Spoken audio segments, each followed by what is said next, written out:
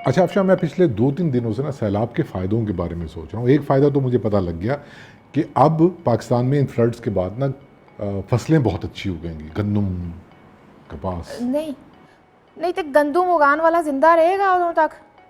नहीं वो इम्पोर्टेंट ਤੇ बात नहीं। ਜਿਹੜੀ ਚਾਵਲ ਦੀ ਫਸਲ ਦਾ ਬੇੜਾ ਗਰਕ ਹੋਏਗਾ, ਜਿਹੜੀਆਂ ਬਾਕੀ ਫਸਲਾਂ ਨੇ ਉਹ अब आपको ना हर बात में नेगेटिविटी ढूंढने की पड़ गई है आदत। ਤੇ ਐਡੇ ਤੁਸੀਂ इमरान खान। ना ना ना ना ना ना, ये आप मजाक समझिए, सीरियसली इसका एक फ़ायदा होगा, बम्पर क्रॉप, और फिर हम उसको वो करेंगे और कर्जा उतार देंगे अपना सारा मालामाल। बेच के, माला माल। अच्छा ये तो एक फ़ायदा हो गया। एक और इसका फ़ायदा हुआ जिसकी तरफ मैं आपकी तवज्जो दिलाना चाहता हूँ, बल्कि जिनका हज़रत का आपने नाम लिया उनकी भी तवज्जो दिलाना चाहता हूँ। जो पाकिस्तान में किसान के बारे में, हारी के बारे में जो एक कॉन्सेप्ट मीडिया के ऊपर पोर्ट्रे किया जाता है, किया जाता था कि हमारे मेहनत कश किसान तबका जो पाकिस्तान भर को जो है वो खुराक देते हैं, और ये मेरे खेतों की मिट्टी में लाले यमन। वाह, बिल्कुल इस तरह उनके बारे में जो एक इमेज क्रिएट होता है ना किताबों में, जोश मलियावादी जैसे जो है ना, अब मैं अगर चीप मार्क्सिस्ट कहूँगा या यही एक्सप्रेशन, चले मैं चीप नहीं कहता, लेकिन जो एक मतलब सुपरफिशियल किस्म के इनकलाबी थे ना, वो किसान ख़वातीन के बारे में नज़में लिख के ना जज्बों को गरमाते थे, वो एक्सपोज हो गया है। अनपेड लेबर के बारे में वो उनको नहीं पता था, वो उनका मसला नहीं था। और मेरे कहने का मतलब ये है कि वो एक्सपोज हो गया है कि हमारा किसान इतना वल्नरेबल है, मोस्टली थोड़ी सी ज़मीनें हैं उनके पास। और हमने अभी रिसेंटली जो जाके बहुत सारी जगहों पे हम गए, पैराफ्रीज में जब उनसे बात हुई, और एक दफ़ा फिर कंफर्म हुआ, ये बात हम पहले भी करते रहते हैं कि उनमें से अक्सरियत के पास कोई ऑप्शन ही नहीं है ये बॉन्डेड लेबर करने के अलावा, जिसको हम फसलें उगाना कहते हैं। कोई और ऑप्शन ही नहीं है, कुछ नहीं बचता उनको, उस सर्कल के अंदर है वो गुर्बत की, और सैलाब ने सब कुछ को एक्सपोज कर दिया और वो कच्चे घरों से उठ के सड़कों पे आ गए, सड़क किनारे आ गए हैं। और सिर्फ फसल ही नहीं,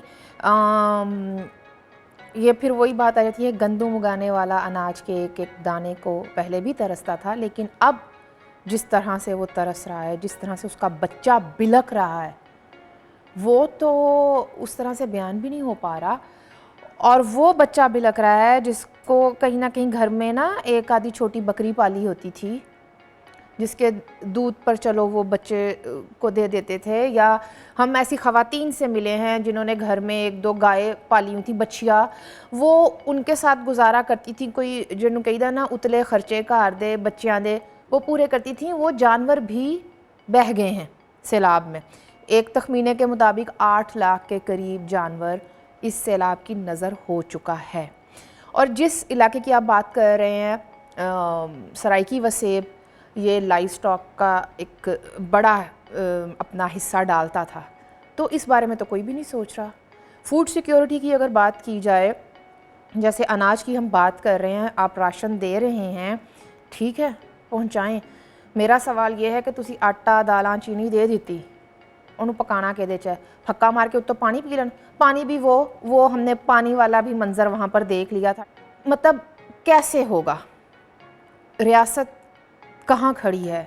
सूबाई हुकूमत तो खैर वैसे ही उनके तो तरजीहात ही कुछ और हैं। आप जब राशन दे रहे हैं इंसानों को, उन इंसानों को अपनी औलाद की तरह ही अजीज़, वो चंद एक दो जानवर हैं जिन्हें वो बचा पाए, वो भी धूप में खड़े हैं और भूख में खड़े हैं। उन जानवरों का चारा, उनके लिए खुराक का बंदोबस्त कौन करेगा? वो भी धूप में ही खड़े हैं, सड़कों पे बैठ के खा रहे हैं वो लोग। और जो खा रहे हैं वो हमने देख लिया है। ज़मीन गर्म है, उसके ऊपर बिछाने को कुछ नहीं है। बच्चे दिन में नहीं सोते क्योंकि गर्मी है, और बच्चे रात को भी नहीं सोते क्योंकि मच्छर है। मक्खी और मच्छर से जो वबाई अमराज फूट रहे हैं और जो गंदे पानी से फूट रहे हैं, बच्चे भी बीमार हो रहे हैं। वो जो शीरखार बच्चे हैं, मुझे नहीं पता वो सर्वाइव कर पाएंगे अगले सीज़न तक वो बच्चे। आपने बच्चों की बात की, मैं यहाँ पे आपको कुछ दिखाना चाहता हूँ। मतलब इतनी शदीद गर्मी और हब्स में जो बच्चों के साथ हो रहा था, ज़रा इस खातून को देखें और इसके बच्चे को देखें। उल्टी दे बेहोश थे आगे, इतना एहसास नहीं। ना कहीं पानी देना ना कुछ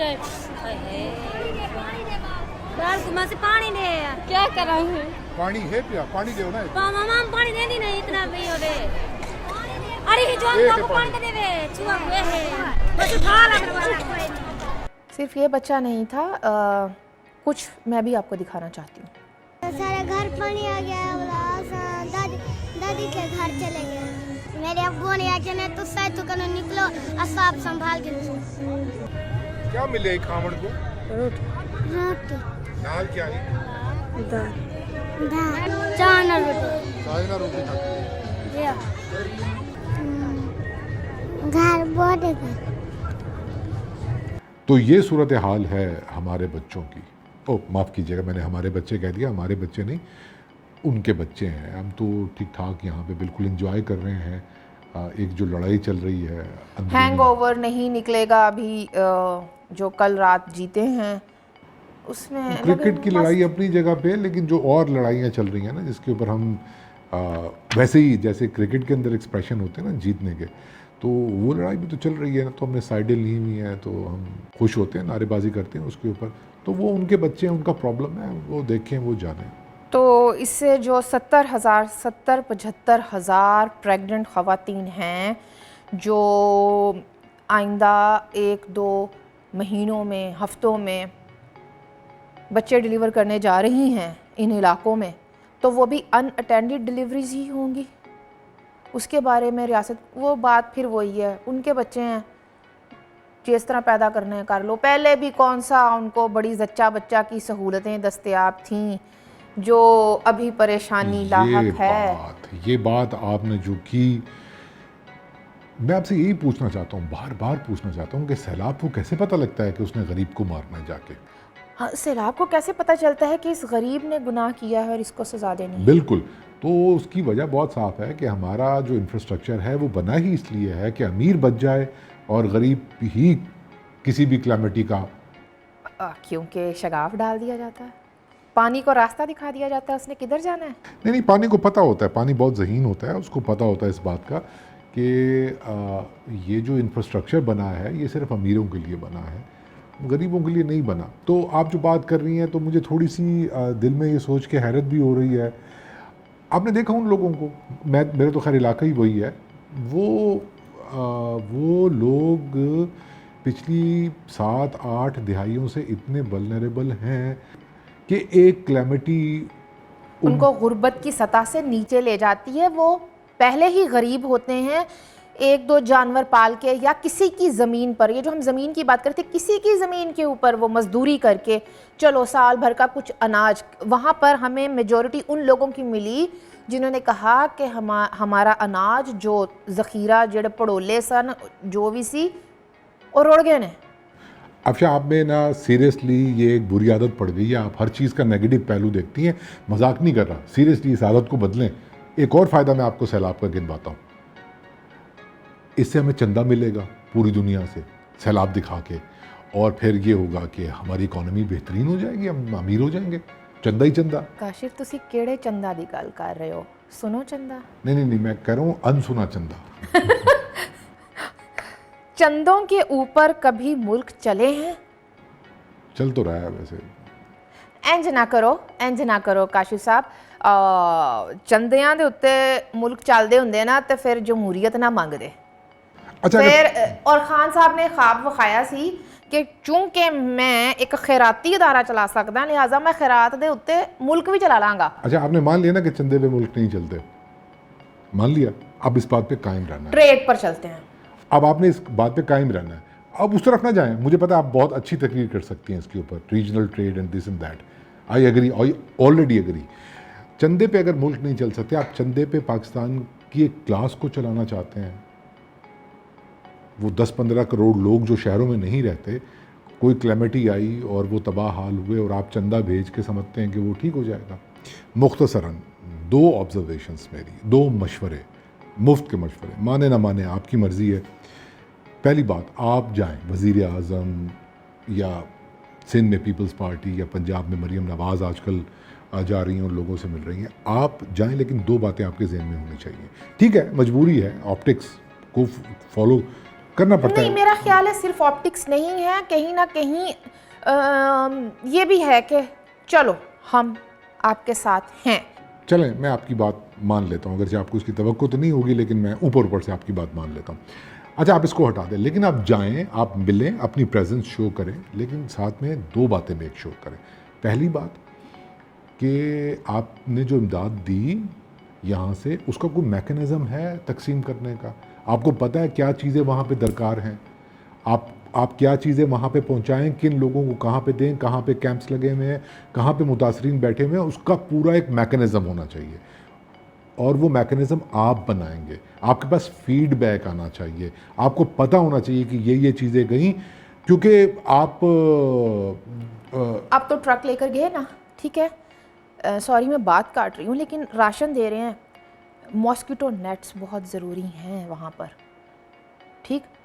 और जो आप मैकेनिज़्म की बात कर रहे हैं, इसमें ये जो आईडी कार्ड की एक वो रखी गई है शर्त, जिन लोगों के जानवर, बच्चे, घर वाले, औलादें बह गए सैलाब में, क्या वो आईडी कार्ड बचा कर लाए होंगे? वो सब घरानों के पास आईडी कार्ड होगा।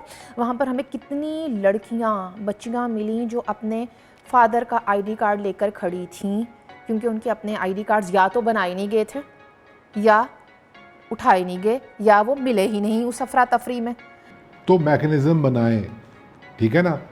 वो एक खातून से मेरी वहाँ पे बात हुई तो उन्होंने कहा मुझे बड़ा स्ट्रेट फॉरवर्ड कि आपने दरिशकों को दे दिए इमदाद, अगर वो किसी को पैसे देते तो इस खत्ते में लोग गरीब होते। मेरी ज़बान में वो असर नहीं है, आप ये बात उन्हीं खातून की ज़बानी सुनिए।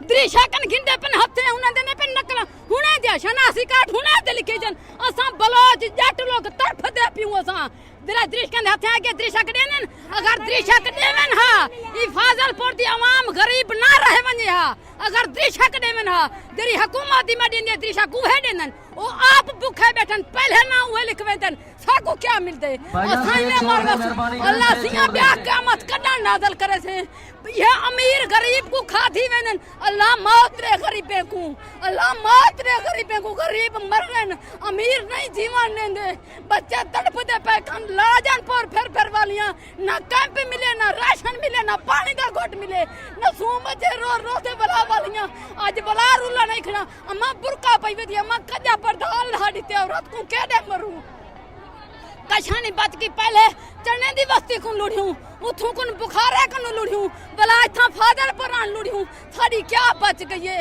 अथा बर्बाद तबाह थी क्यों गरीबे नु तावन करो खुदा बड़ा जवान है खुदा दी लाठी बे आवाज है अमीरों कुछ सुनो उभा कब्बर आवणी वे दुआ मंगो अल्लाह कब्बर नसीब करे अल्लाह खफा नसीब करे ये या एग्जैक्टली मेरा ख्याल है हम मार्क्सिज्म की बात करते हैं, लेकिन होता कैसा है ये एक छोटा सा नमूना है उसका। बिल्कुल सही कहा आपने, बिल्कुल सही। तो ये एक कुछ सीरियस बातें। और दूसरा मशवरा जिसके ऊपर मेरा ख्याल है कि हम आज की डिस्कशन जो है वो कंक्लूड भी कर देंगे, वो ये है कि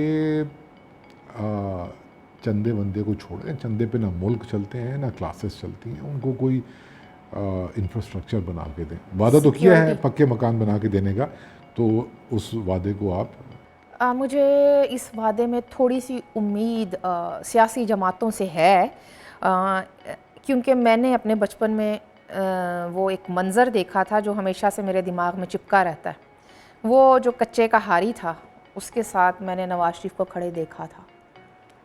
तो आई होप कि उनकी पार्टी और पीडीएम की जो इस वक्त इत्तेहादी हुकूमत है ये इन लोगों की दोबारा आबादकारी और बेहतर सतूर पर आबादकारी को यकीनी बनाएं। अच्छा ठीक है, अगर आप उनको पक्के घर बना के देना चाहते हो तो, लेकिन मैं इस कन्वर्सेशन को कंक्लूड इस बात पे करूँगा कि उन्हें इंफ्रास्ट्रक्चर के साथ साथ अगर कुछ सस्टेनेबिलिटी देनी है, मैं पंजाब के कॉन्टेक्स्ट में बात कर रहा हूँ, आप उनको उनका सूबे का हक दें, उनको जो उनका हक है। उनके मसाइल में काफ़ी कमी आएगी। अच्छा ये कौन मेक श्योर करेगा कि फिर उन्हों का सीएम जड़ा है वो कोई दरेशक ना होए ते या फिर खुसरो बख्तियार वर्गे ना होण? ए पहले तुसी कन्फर्म करोगे मैनू तो फिर मैं उहदे उत्ते गल करांगी।